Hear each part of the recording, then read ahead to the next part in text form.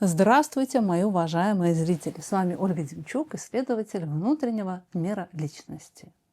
Вижу, вы рады меня видеть, и вижу, что вы намерены внимательно слушать то, что я буду рассказывать. Сегодняшний выпуск будет посвящен тому, как варить воду и как переливать из пустого в порожнее. И еще раз здравствуйте, мои уважаемые зрители! Наверное, вы когда начали смотреть ролик, подумали, что я окончательно сошла с ума. Но нет, пока нет. Сегодня у нас будет увлекательная тема, которую я назвала «Повелители пустоты». Почему возникла эта тема? Как всегда, жизнь меня к ней подтолкнула. Наблюдая за своими клиентами, за своими знакомыми, близкими, я вижу, как много человек тратит энергии ни на что. Я думаю, вы сами замечали, что куда-то делась вся жизненная энергия за день, хотя по факту сделано не так много. То есть получается, что время и энергия куда-то утекает. Куда именно? Я когда наблюдаю эти процессы, мне иногда кажется, что есть какой-то портал в какие-то параллельные миры адские, которые человек снабжает своей энергией и не понимает этого. То есть он тратит ее не на жизнь, не на себя, а на что-то другое. Разберем на примере. Допустим, вы приняли решение совершить какое-то действие. Давайте возьмем какое-то публичное действие. Например, написать пост, снять ролик, высказать свою точку зрения. Какое-то действие связано с вашим проявлением вовне. Давайте возьмем, к примеру, пост. Итак, я сажусь и думаю, как мне написать пост. И в этот момент как раз-таки появляются вот эти вот очки. То есть мне кажется, что я смотрю в будущее, но на самом деле мой взгляд повернут внутрь меня. То есть, планируя написать пост, я не думаю о том, кто его будет читать, а я начинаю сравнивать с чем-то внутри и сверяться с этим. И моя сверка и мое формулирование намерения, оно очень похоже на молитву. Я сейчас объясню. Такое впечатление, что я не планирую реальное действие, я сижу и думаю о том, как написать прекрасный пост, великолепный пост. Такой пост, который всем понравится, который впечатлит людей и не будет ни одного плохого комментария. Почему на молитву? Как будто я молюсь какому-то невидимому Богу о том, что сделай, пожалуйста, так, чтобы пост, который я опубликовала, был интересный, был принят людьми, был умный, был особенный, был ни на кого не похожий. И если бы мы представили, что мы вот это свое желание, то есть что ты хочешь вообще? Почему ты не можешь сесть и написать пост? Потому что я хочу вот это. И Бог, который слушает, кавычки я все сейчас беру, это не буквально, внутренний Бог, к которому мы обращаемся, вот в этих самых очках, в которых я начала ролик, он внимательно слушает нашу просьбу, значит, загибает пальцы умные, неординарные, чтобы нравился всем, чтобы не было плохих комментариев. Он слушает и говорит: не, ну нафиг, я не хочу тебе помогать, потому что ты просишь вообще нереально. И человек, когда формирует вот это желание, намерение, он не понимает, что он заранее ставит нереальные задачи вот этому Богу, к которому он внутри обращается. Но фактически весь этот запрос, он обращен к себе. То есть я могу фантазировать о чем угодно, я могу жить в мире любых розовых единорогов, но по факту возможностей у меня ограниченное количество. Я тогда говорю внутреннему Богу: ну ладно, ты не можешь вот эти вот все мои пожелания исполнить, сделать, чтобы он был умный, чтобы он понравился всем, был неординарный, запоминающийся, комментарий. Блин, а что ты можешь? Человек так обращается к своему реальному миру: а что ты можешь? Ну и Бог говорит, ну такой плохенький, могу тебе только помочь, посредственный постик написать. Ну, вот исходя из твоих возможностей, из того, что это твой первый пост, ты до этого ничего не писал, но будет такой плохенький, хроменький, корявенький постик. Берешь? Не беру. Не согласна. Мне нужен только идеальный пост, а на этот плохой я не соглашусь. И вот это вот согласие на какую-то мелочь, оно человеку кажется преступлением против своей мечты. То есть мне для того, чтобы согласиться вот на такую маленькую мелочь, мне надо отказаться от прекрасной страны единорогов. То есть мне что, отказаться от намерения писать великолепные, неординарные, супер-пупер посты, которые всем понравятся? Реальная я, реальность говорит, ну вот, бери, даю тебе вот эту вот мелочь. Вот этот маленький, корявенький, хроменький постик. Вот его ты сможешь написать. И человек говорит, тогда я не буду писать ничего. Если вот такое я могу, я тогда не буду делать ничего. И любое действие, оно проявленное в реальности, оно первоначально получается всегда не очень. И человек постепенно приобретает навыки, практикуется, совершенствуется, и у него получается только постепенный рост в своем некотором профессионализме. Но на этот постепенный рост человек не согласен, потому что у него громадное давление на себя. И человек начинает внутри варить воду. То есть фактически в реальности он спит, он ничего не делает. То есть если поставить камеру и понаблюдать, что делает человек, он не делает ничего. Но в фантазийном своем мире он занят каким-то передвижением гор, победой над великанами. Он работает как будто в шахте. То есть человек, вот помните, я вам говорила, что научу варить воду. Вот человек варит эту воду, варит. То есть емкость пустая, реального ничего нету реального планирования. Но человеку кажется, что он постоянно обдумывает. А обдумывает он именно, как ему сделать что-то вот такое этакое, такое вообще, чтобы все. То есть человек находится в постоянном эмоционировании, и он не замечает, что он не думает над темой, не представляет других людей, которым он это пишет, то есть для кого я это пишу, а постоянно варит эту воду эмоциональную, потом ест эту воду эмоциональную, потом начинает переливать из пустого в порожнее. Ну хорошо, может, ничего себе, как я. Может быть, мне эту тему взять? Нет, эта тема не очень, надо другую взять.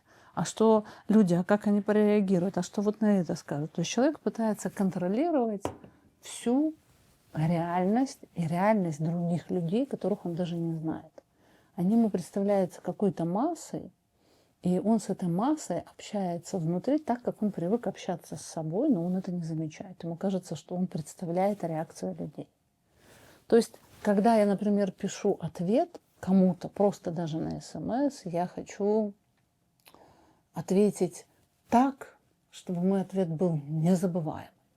И вот этот момент я начинаю варить воду. Или же я хочу снять гениальный ролик, великолепный ролик. То есть человек постоянно бредит тем, что он может ощутить именно на эмоциональном уровне. Не конкретное. Я беру тему, я описываю тему. В этой теме есть какой-то жизненный пример, а человек начинает озадачиваться имиджем, впечатлением, которое он произведет. Чтобы если я уже проявлюсь, то я должна проявиться так, чтобы реальность меня приняла безусловно и сразу. То есть реальности не дается время для того, чтобы привыкнуть к новому объекту, который там явился, который что-то хочет создать, который хочет взаимодействовать с этой реальностью. Вот как и люди. Даже если ты пишешь пост или снимаешь видео, пространству надо много времени для того, чтобы впустить тебя в то место, где уже все места заняты. И в этом эмоциональном планировании человек не замечает, как он теряет вот это время. То есть я вам, помните, говорила, что на самом деле ты спишь, а кажется, что ты что-то делаешь. Я думаю, что у каждого из вас есть четкая фиксация моментов, когда вы потратили много времени, много эмоций, но в реальности ничего не сделали. То есть человек ставит перед собой такие невыполнимые задачи. Вот помните, я вам говорила, что Бог скажет, вот могу тебе плохенький дать, возможность плохенький постик написать, а вот это я не могу. И человек сразу хочет так много, что у него возникает столько тревоги, столько волнения, что он их не выдерживает. И вот эта вот тревога, вот это вот давление на себя, нагрузка на себя, оно такое невыносимое, что человек решает не делать ничего. То есть, видите, если задача нереалистичная, если я не соглашаюсь на доступное, то тогда я не делаю ничего. И я могу прорваться только через это неделание, если сзади гонятся волки. То есть, если есть какие-то дедлайны, или же у меня будут какие-то неприятности. И поэтому мы как будто можем делать, только если нам кто-то поставит поручение, еще кто-то будет стоять с дубинкой над нами для того, чтобы мы это сделали. То есть хоть как-то. И человек, делая хоть как-то, все время недоволен этим результатом. Потому что он действительно его делал, как будто тушил пожар. И получается замкнутый круг. Мне надо обдумывание для того, чтобы сделать, например, интересный пост. Но когда я начинаю обдумывать пост, я обдумываю не пост, а начинаю варить воду, переливать из пустого в порожнее, будучи озабоченной реакцией на меня. То есть я не занята делом, собиранием фактов, собиранием материалов, а я озабочена именно реакцией на меня. И человек внутри, вот это вот попадание в эту пустоту, в мир придуманный, он очень изматывающий. Я думаю, вот вы даже, будучи на отдыхе или когда у вас был выходной день, замечали, что ты вроде бы ничего не делал, но устал, потому что в своем внутреннем мире ты накрутил громадное количество километров именно вот в этом переливании из пустого в порожнее. И люди, у которых плохая связь с реальностью, они не могут понять, когда у, например, блогеров, которых они слушают, тоже плохая связь с реальностью. Их могут впечатлить люди, которые дают какие-то нереалистичные обещания. Вот в политике так часто. Которые обещают все при все, что все будет хорошо, они все решат, все исправят. И человек, который не привык мыслить реалистичными моделями, не может понять, что ему врут. И поэтому соприкосновение с реальностью у человека все время разоблачающее. И он самостоятельно не может что-то планировать, самостоятельно развиваться. То есть ему постоянно нужен тот, кто говорит, что делать, и тот, кто контролирует то, что я буду делать. Нужна сверка. Итак, в пространстве блуждания по лабиринтам, а не планирования, не формирования реалистичной модели, которую я сформировала в голове, сейчас перенесу, правят эмоции. То есть я там главное определяю по эмоциям, которые я испытываю. Это как если бы я сидела, и тут я почувствовала толчок в плечо, еще один толчок в плечо. То есть у меня ориентация идет не на действительно важное, а ориентация идет на то, что вызывает у меня наибольшие эмоции. То есть если я думаю, например, о том, как написать пост, и у меня появляется мысль, что меня сейчас обесценят, когда я его опубликую, то я бросаю думать о тексте и начинаю думать о том, что будет, если мне кто-то напишет обесценивающий комментарий. То есть во внутреннем мире для меня главным является то, что эмоционально заряжено. Я думаю, что вы все замечали, что какая-то вот эта вот эмоциональная жвачка, от которой вы не можете отлипнуть, вы постоянно об этом думаете одну и ту же мысль. Вот это как раз эмоционально заряжено.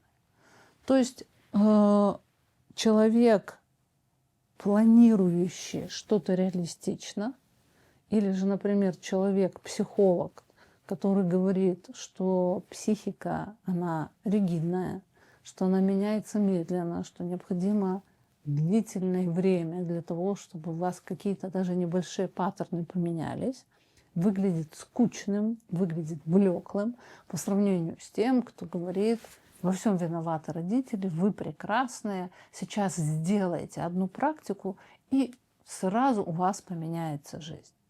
И